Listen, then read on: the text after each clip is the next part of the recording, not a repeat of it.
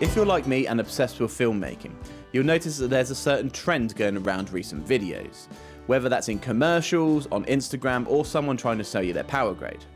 Now, I absolutely love this look, and I believe it can be broken down into a few separate sections.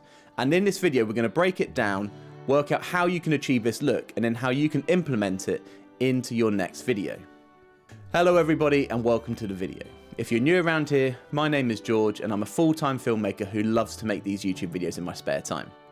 Now, one of the key themes in these types of videos is to get rich, vibrant colours. Now, this is achieved both in camera and in post-production, but let's start with the camera part first. As you can see, we're shooting in my office at night.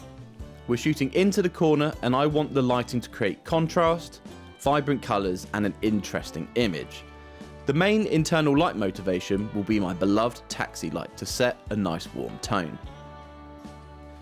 As the practical light isn't quite powerful enough on its own, I've decided to use an Aperture MC to add a little more punch. To avoid having the light in the shot and equally the reflection in my glasses, I'll boom the light in just out of the top of the shot. However, although this works as a key light, it doesn't quite create as much colour contrast as I would like, particularly in a mostly white room. In order to add some colder tones, I'm going to place my Amaran P60C outside and shoot it through the window. I'm going to set it to a teal colour to add more colour and richness to the shot.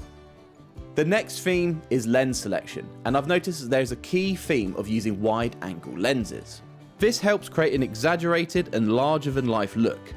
And in this shoot, we're going to be using the 16-35 f2.8 GM lens. So the next theme is of course the colour grade. So we shot this project on S-Log3 on my FX6, and what this does is gives us the most flexibility when it comes to putting a strong colour look onto it in the post-production stage. So we're going to use our film emulation in DaVinci Resolve to complete our final look. There are so many power grades and LUTs out there, but I'm going to use a Cineprint 16, which I think is truly fantastic.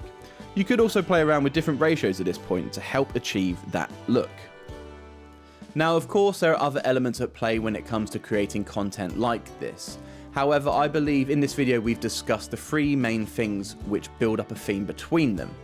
However, as always, it doesn't really matter unless you go out there and practice. I always encourage people to go out there, experiment and try, and that way you become a better filmmaker. But anyway, thank you very much for watching the video guys, and I'll see you in the next one. Bye bye.